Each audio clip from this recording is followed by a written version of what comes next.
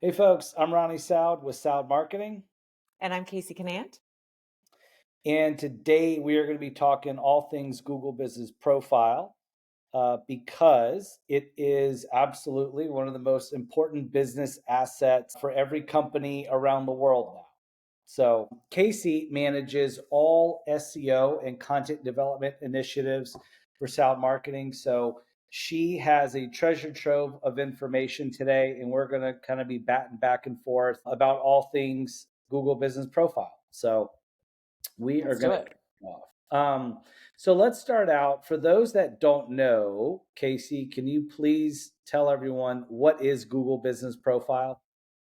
Yeah, so basically, it's a free business listing on Google. So anyone who has ever Googled any kind of business, I'm sure you're familiar with the map results that will come up. Like a map comes up, it's got a couple of pings on it, and three or four businesses listed to the side, and you can usually click to see even more businesses.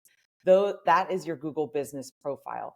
And what a lot of people I think don't understand is that is a free tool that Google gives you and you manage it. So all the information you see on those listings, the business themselves has gone in and built that out. Now, if you have not claimed and kind of optimized and created your own Google business listing, Google will piece together what information it can about your business. But what's so powerful about this is that Google's handing you the keys to it essentially. And so then you can go in and put any kind of information, images, videos, offers, events, like you get to manage what shows up in that Google business listing. And it is, one of the top things people see when they Google a business. I think for a while now, it's probably been maybe outside of knowing your trade, your craft, or creating the product that is your business. I think it's the most important business asset today because really, with the phone book being non-existent for a decade or two now, this is really how people not just discover businesses, but when they've heard about you and they Google your name, this is what Google shows when people need to contact you Hmm. for your phone number, your address, if you have a storefront. So it's extremely powerful, and it's way more connected to your customers, I think, than most people realize, too. Yeah, it's really it's becoming the new first impression. It used to be Mhm. your website, like people would click over and then your website is your first impression. But now your Google business listing is, and that's partly because Google's really starting to put a lot of emphasis on it. So they're changing and kind of streamlining the back end. They're adding new features to it. The kind of the way it lays out looks a little bit different and more modern. So they're investing in it. And when Google invests in something, that means they're prioritizing it, which means it's going to be a big opportunity for businesses. And I think that historically, a lot of businesses just didn't realize that this was a tool that they can control and that was free to them. I think everyone just assumed this is something Google's putting together themselves, but it's not. It's there for every business to use. That's right. Yeah. So let's talk. Why is it so important today? I feel like it's always been important, but you and I kind of feel that it might be extra important in today's digital landscape. Yeah, I think a couple reasons. One, kind of like I just said, Google's seems to be putting some emphasis on it. And when you go in and you Google, say, restaurants near me, a plumber, whatever kind of, especially for a local business, whatever kind of local business you might be looking for, that map and those listings take up a huge amount of real estate on Google. So that Mm. right there, like, the organic listings are slowly getting kind of pushed and pushed and pushed because now in this era of AI, a lot of times you've got the AI snippet result first, and then maybe an ad or two, and Mhm. then those map listings, and then maybe more ads, and then the organic search listing. So it's high up there. So it's really kind of front and center for people to see. And then, kind of speaking of the AI tools, so the ChatGPT, Perplexity, those kinds of things, they don't have this functionality yet. I will say yet, because I do think that it's coming. So this Right. is really Google's leg up on it. So Mhm. if you're researching any kind of local business or service and you go to ChatGPT or one of those tools, right now you're not going to get as much information. So people are still turning to Google to find those types of businesses. So that might not always be the case. We'll see how this all plays out. But right now, Google is definitely still king for finding local businesses and local services. So if you are a local business, then you want to make sure that you're capturing all that opportunity.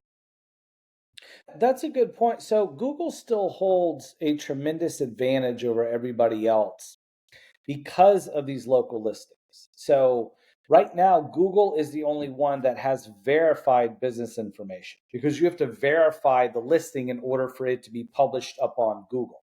Hmm. So if you own the business, they do have a simple little verification process that Google walks you through in order to claim the listing and be fully verified to get published. Aside from that, it's extremely powerful to have a phone number, a physical address, images, and also reviews attached to Hmm. that listing.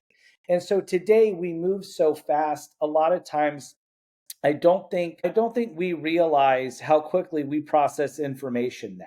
And those tiny little cues that are associated with these listings bring a tremendous amount of trust to a consumer when they're shopping for what you have to offer or when they're looking for you because they heard about you through word of mouth. Oh, absolutely. I mean, when you're searching for a business and you see their listing and it's got a good number of reviews, it's got images, it's got questions and answers. I mean, right there, you're like, okay, this is a legit business. Like it immediately is a, like you said, kind of creates a trust element there that this is a legit business that knows what they're doing. Right. Yeah. So what we wanted to get into next, I think is maybe some more tactical stuff, right? So where does Google Business Profile fit in to the SEO initiatives uh, that people should be doing every single month? Because it is more of an organic SEO type of tool. Definitely. Yeah. So I would say it's more work on in the beginning on the front end. So you need to claim the listing. You need to optimize it, just like you need to optimize your website for SEO. So, and we can get into this in more detail later and show people one if we want. But basically, you need to make sure all your services or products are listed. You need to have your entire profile, so your business description, and all of these also kind of tie into a keyword strategy. So when you put your business description, it needs to include your keywords. When you're listing and putting description of your services, those need to include keywords. You want to be putting a lot of images and videos, adding all of that. Just fully build out your profile.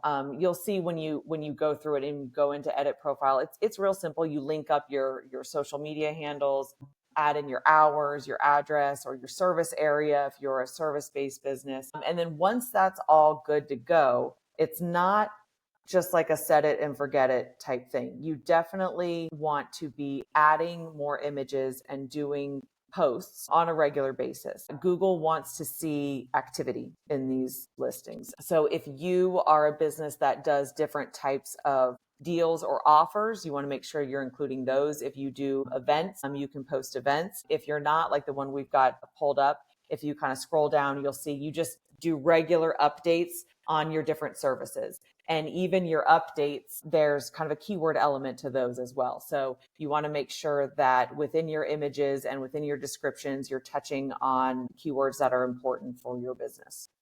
So yeah, I would say in the beginning, you got to build it all out, optimize it, and then on a regular basis, you want to be adding new images and videos, and you want to be posting, whether that's events, offers, or just general update posts. Oh, and asking for reviews. Obviously, then that's kind of a separate element of marketing, but that's very important here for the Google business listings. Yeah, so I would say also two kind of newish elements that they have added. And look, Google always has a plan, but if you'll see here, they've added products and services, right? So before, call it maybe 10 years ago, all you did was tell Google what your business category was. Then Mhm. they came out with you have a primary cat, then you have subcategories too, if you offered additional services. So you can outline that kind of in a in a logical order as a point of emphasis. Now you can also upload services and products, and you can add pricing Mhm. for those items as well. And so you can see here, so we have all of our services listed here for this particular client. And again, these help to send a signal to Google of exactly what it is you offer and in the capacity in which you offer it in, too. Mhm. So this is something that Google continues to add to this product. Little tools and things to help optimize, to provide, I think, importance to the end user, and to also provide results to the clients as well. So to the businesses that utilize Google Business Profile. So let's talk about this as well, because while it is a big SEO initiative, optimizing the profile itself is not a siloed thing.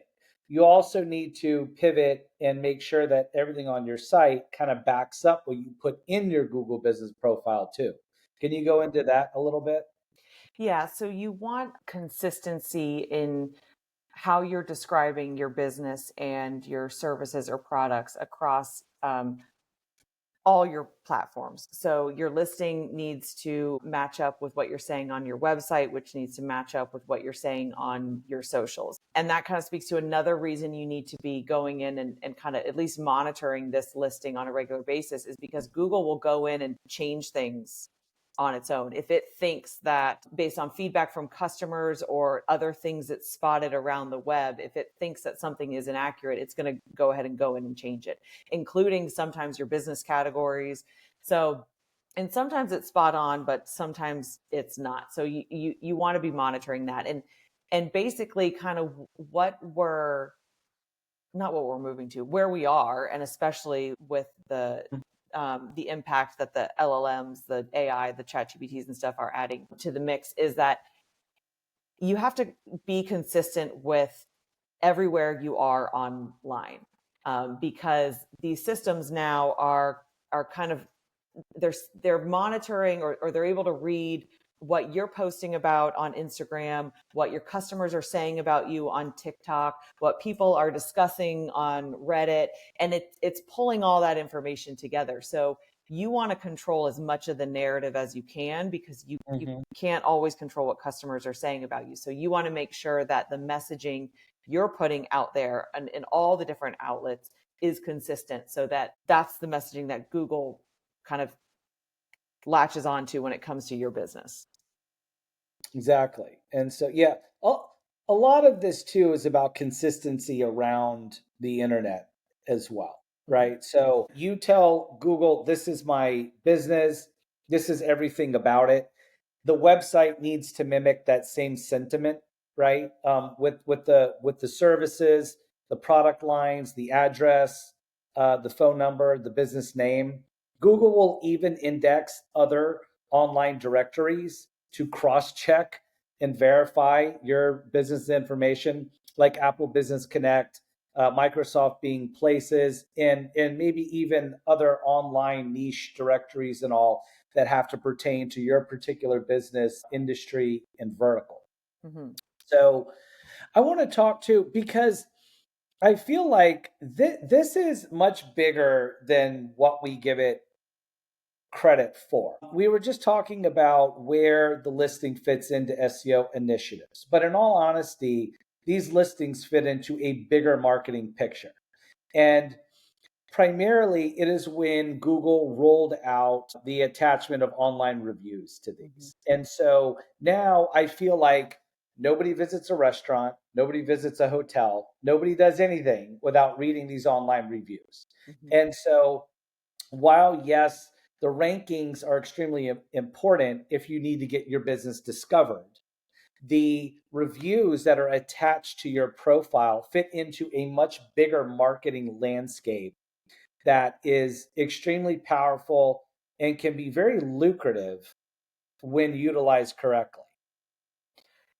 Absolutely. I mean, we see, on a monthly basis when we're doing our reporting, that clients, I mean, they're getting calls directly from this listing. So they're getting customers and Mhm. leads directly from the listing that who are maybe never going to the website. So it is very powerful. And the reviews are interesting because yes, everybody checks the reviews, but you can also respond to the reviews. So it's also a little snapshot into your customer service. So if there's a negative review, which is sometimes going to happen, you have the ability to show people right then and there, okay, here's how we deal with this. And it could be, we are so sorry you had that experience. We'll be contacting you to offer you a percentage off your next visit or whatever. So you can publicly address and fix, not fix, but you can publicly address any negative reviews that you have, and there's a lot of power in that as well.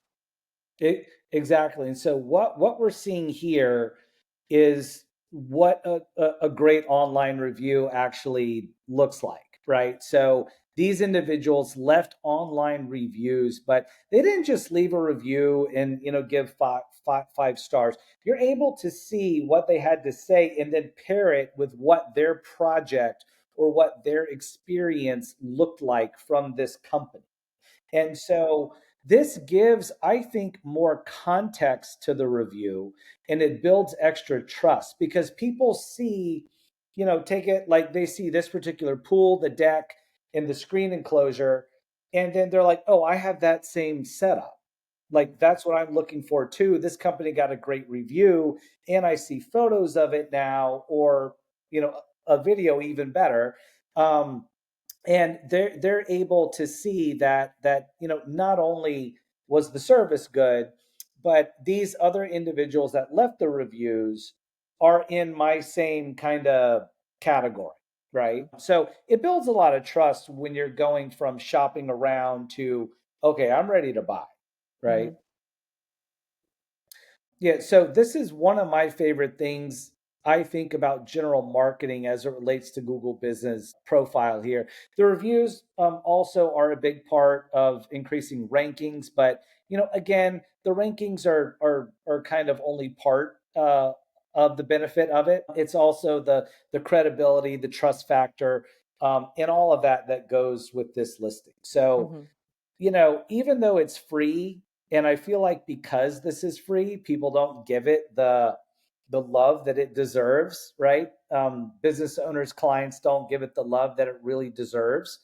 That's kind of like all things in life. Like when you get it for free, you don't you don't Yeah, take you don't care of it value as it. Yeah. well as when you have to pay for it. So let's get into a little bit of what it takes to actually optimize a Google business profile. Okay. So we're here on this particular client's profile, and now this has already been claimed, verified, and all, and it is pretty well built out, but we can still take you through some of the buttons. This is what it looks like when you're logged in to your listing. You're actually on Google search engine result page here, and you'll see it looks a little bit different. So it adds this suite of buttons. And for the basic optimization, you would come to edit profile.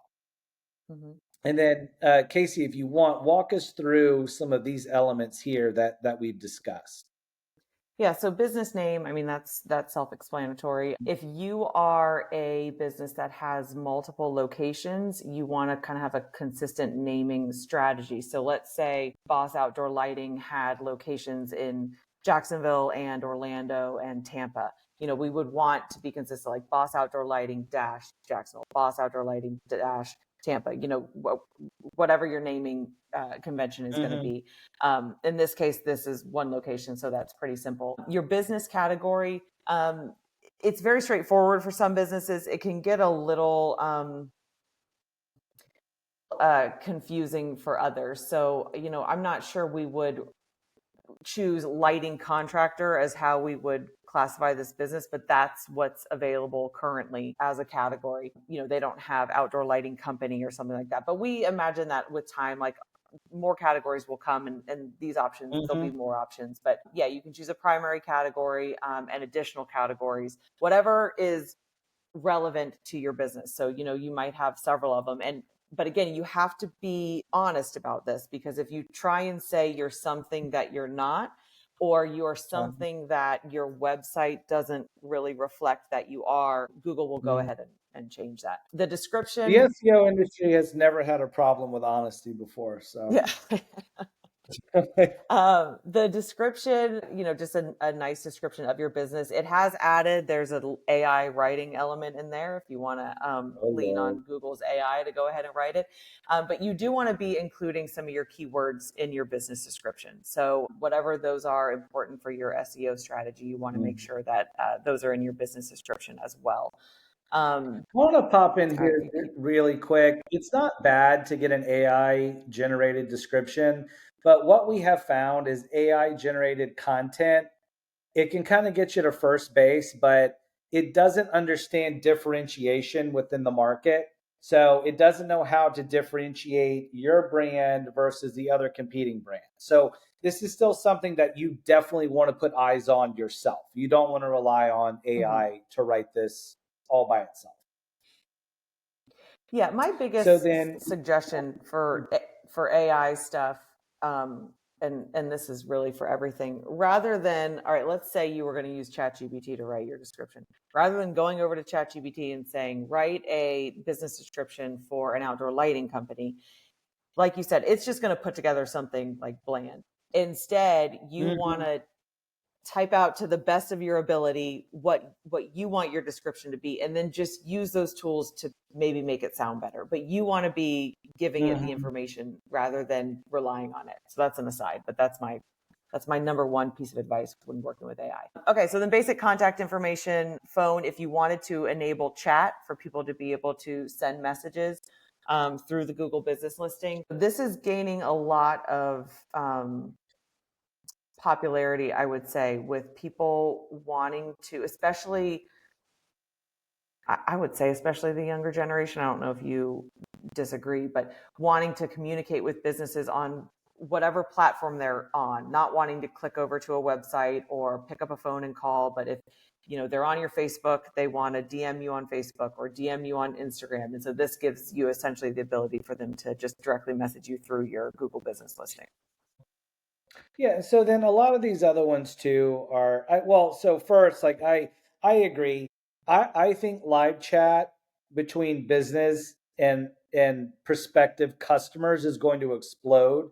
And I think a lot of that is going to be built upon the technology that is currently in the works to make live chat more seamless for businesses to use.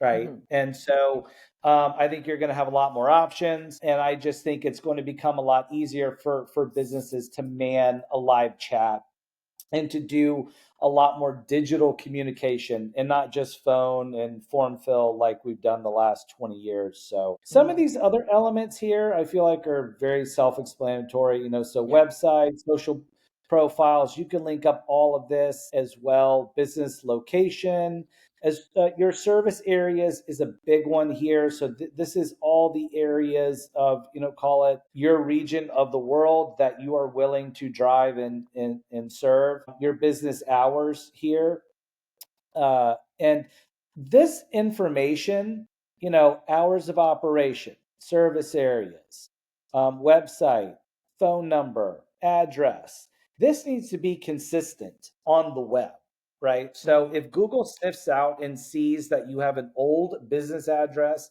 somewhere, or you have an old business address on your website that doesn't match your business listing, so on and so forth, that does not build trust with Google for them to show your profile very consistently to users. So this is called NAP, NAP, name, address, phone number.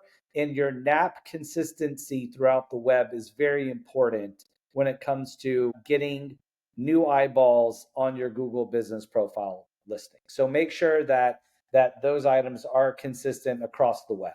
And it's really easy to do. Google yourself, Google your business name, and make sure that there's no stray information out there, like on a random Yelp page that you need to update. Mm-hmm. Mm-hmm.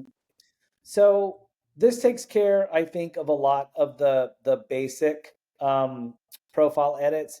Then it goes into photos here. It's very easy to add photos You can also add to your, videos that are 30 account. seconds or less. Google loves when you add videos.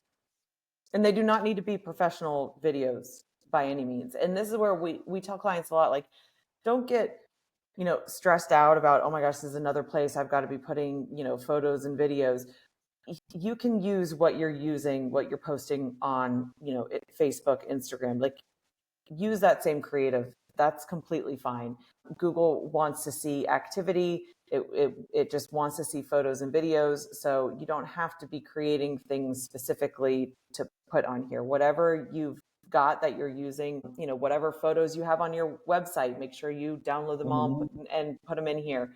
Um, it doesn't need to be another type of content to create. You can just use what you've already got created. That's a good point. Casey talked about this previously, but posts. Mm-hmm. So these are the posts that you can go in and publish and what it looks like. This is basically Google's answer to a Facebook, Instagram post, so on. And so they kind of give you these unique features here of that. When you do these and you post them, again, they show up down here towards the bottom of the full profile. Mm-hmm.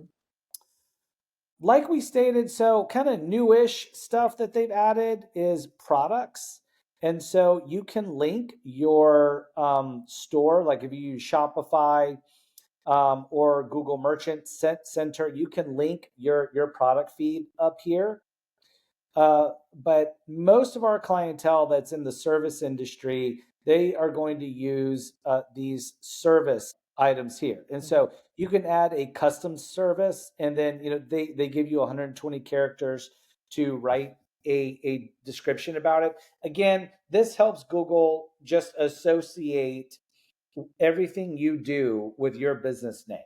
And to reiterate, if it's on this listing or if it's on your website, they need to mimic each other. Those Mm-hmm. two assets, website, business listings, very important in order to get your business fully optimized for maximum visibility up on Google.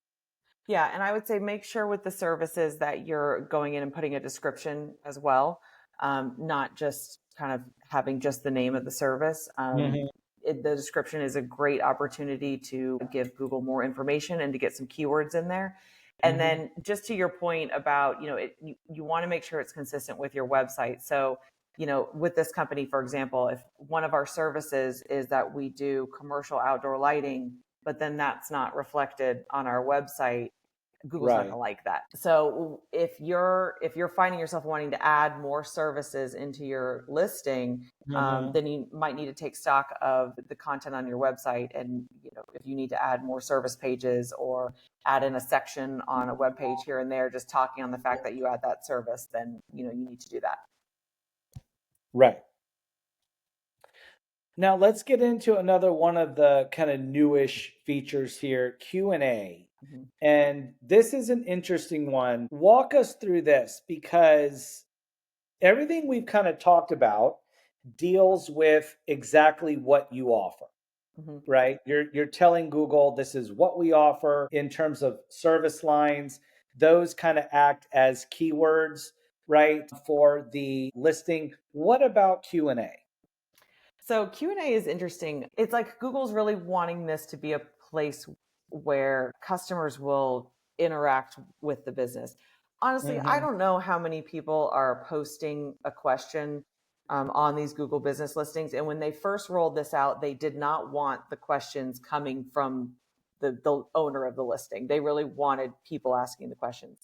That's changed a little bit, and now Google's fine with the question, like that you're going in and asking the questions. So think of this as a place to put your FAQs. So whatever people, when they call you, message you, whatever their initial first set of questions is, you can kind of get ahead of it and ask that here. So Google's really trying to really essentially keep people on Google and kind of get more to that zero click game of where you as the consumer, you're getting all the information you need right there on Google. And Mhm. kind of your last step is having to click over to a company's website or pick up the phone and call them. So this is This is where I would put your FAQs.